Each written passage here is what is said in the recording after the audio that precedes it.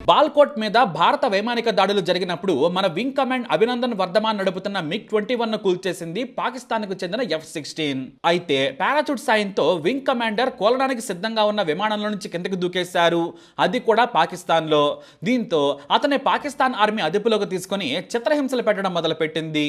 ఇక అభినందన్ను పాకిస్తాన్ దళాలు లాక్కెళ్తున్న వీడియోలు సోషల్ మీడియాలో వైరల్గా మారాయి. ఇది కాస్త భారత ప్రజలకు ఆగ్రహం తెప్పించింది.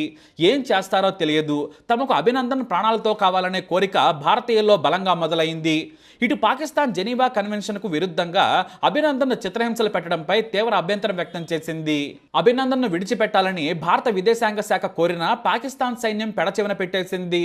అంతే అప్పుడు ప్రధాని నరేంద్ర మోడీ సంచలన నిర్ణయం తీసుకున్నారని నాడు పాకిస్తాన్లో భారత హైకమిషనర్గా పనిచేసిన అజయ్ బిసారియా తన కొత్త పుస్తకంలో సంచలన విషయాలు రాసుకొచ్చారు.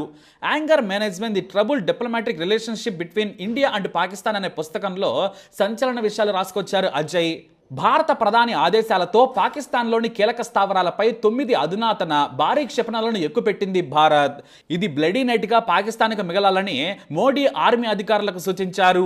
అప్పటికే 24 గంటలు గడిచినా కూడా పాకిస్తాన్ నుంచి అభినందన్ విడుదల కాలేదు. చిత్రహింసలు పెట్టి భారత రహస్యాలను తెలుసుకునేందుకు Pakistan army chief general Bajwa ఆధ్వర్యంలో నీచమైన పనులు చేసింది. అయితే ఆ రోజు అర్ధరాత్రి పాకిస్తాన్ హైకమిషనర్ సోహెల్ మహమ్మద్ పాకిస్తాన్లోని భారత రాయబారి బిసారియాకు కాల్ చేశారు. తమ ప్రధాని ఇమ్రాన్ ఖాన్ భారత ప్రధాని నరేంద్ర మోడీతో మాట్లాడాలనుకుంటున్నారని తెలియజేశారు.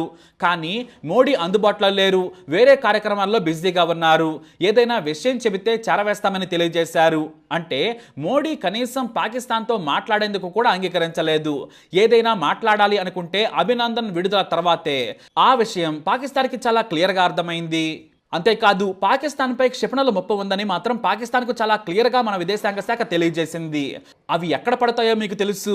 ఆ తర్వాత దారుణ పరిస్థితులుంటాయి. అభినందన్ కోసం ఎంత దూరమైనా వెళతాం, మేమందుకు సిద్ధంగా ఉన్నాం. చిన్న విషయాన్ని పెద్ద చేసుకోవద్దని హెచ్చరించారు. ఒకవైపు అభినందన్ విడుదల ఆలస్యం అవుతోంది. దీంతో భారత్ దూకుడుగా తమ మీదకు క్షిపణులు దాడి చేస్తుందని భయపడింది పాకిస్తాన్.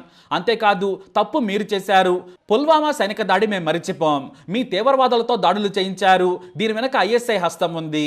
ఆ తీవ్రవాదుల అంతానికే బాల్కోట ఉగ్రవాదులపై భారత వైమానిక దళం దాడులు చేపట్టిందని ఆ దేశ విదేశాంగ అధికారులకు సమాచారం ఇచ్చింది భారత్. అంతేకాదు భారత ఎయిర్ ఫోర్స్ విమానం ఇస్లామాబాద్ వస్తోంది. కూల్గా అందులో అభినందన్ ఒంటిపై గాయం కాకుండా పంపాలి. ఇంతకు మించి మోడీ ఏమీ మాట్లాడారని తెలియజేశారు. కానీ ఇమ్రాన్ ఖాన్ మాత్రం ఒకవైపు భారత దౌత్యాధికారులతో మాట్లాడుతూనే చైనా సాయం కోరాడు. కానీ చైనా అధ్యక్షుడు మీరు భారత్పై దూకుడుగా వెళతామంటే మేము మీకు సాయంగా ఉండలేం, అది విపరీతమైన యుద్ధానికి దారితీస్తుంది. భారత్కు అమెరికా స్నేహితుడు, దాని పర్యావసనం ఎలా ఉంటుందో మీకు తెలియదు, మీరు అమెరికాకు చెప్పుకోండి జిన్పింగ్ చేతులెత్తేశాడు. వెంటనే ఇమ్రాన్ ఖాన్ ఫ్రాన్స్, బ్రిటన్, అమెరికాకు సమాచారం ఇచ్చారు. ఎలాగైనా సరే క్షిపణుల దాడులను ఆపాలని, దౌత్య చర్చల ద్వారా పరిష్కరించుకునేందుకు భారత్కు సూచించాలని కోరారు. కానీ అమెరికా కూడా ఇమ్రాన్ మాటలను తోసిపుచ్చింది. అభినందన్ను విడిచిపెట్టమంటున్నారు కదా, వదిలేయమని సూచించింది.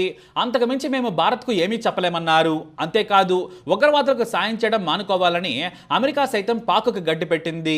అయితే ఈ చర్చలు జరుగుతుండగానే చైనా విదేశాంగ శాఖ నుంచి భారత్కు కాల్ వచ్చింది.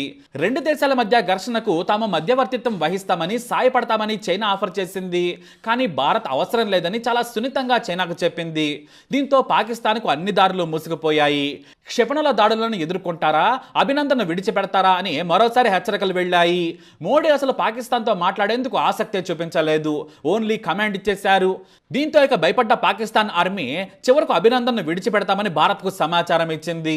అంతేకాదు రేపు పాకిస్తాన్ పార్లమెంట్లో ప్రకటన చేస్తామని కూడా తెలియజేసింది. ఆ మాట చెప్పినట్టుగానే పాకిస్తాన్ ప్రధాని ఇమ్రాన్ ఖాన్ ఆ దేశ పార్లమెంటులో అభినందన్ను విడిచిపెడతామని ప్రకటించిన తర్వాత దౌత్య చర్చలకు డోర్లు తెరిచింది భారత్. అంతేకాదు ఉగ్రవాదులను భారత్లోకి పంపము, అలాంటి వారిపై చర్యలు తీసుకుంటామని కూడా పాకిస్తాన్ హామీ ఇచ్చేలా మెడలో వంచింది భారత సర్కారు. చైనా సాయం చేస్తుందని అభినందన్ను అడ్డుపెట్టుకుని పాకిస్తాన్ డ్రామాలు చేద్దామని, భారత్ను అంతర్జాతీయంగా నవ్వుకునేలా చేయాలని, శక్తి లేని దేశంగా చూపించాలని తెగ నాటకాలాడింది పాకిస్తాన్. కానీ 9 క్షిపణులు ఒకేసారి వేరువేరు ప్రాంతాల్లో ప్రళయం సృష్టిస్తాయి, దేశం మొత్తం నాశనం అవుతుందని భారత్ భయపెట్టింది. దీంతో పాకిస్తాన్ చర్చల పేరుతో కాలయాపన చేయాలని భావించిన పప్పులు ఉడకని చెప్పింది భారత్. ఈ విషయాలను తన పుస్తకంలో రాసుకొచ్చారు బిసారియా. ఇక పాకిస్తాన్ కాలయాపన చేసి 2 రోజుల తర్వాత అభినందన్ను విడిచిపెట్టింది. దీంతో కథ సుఖాంతమైంది.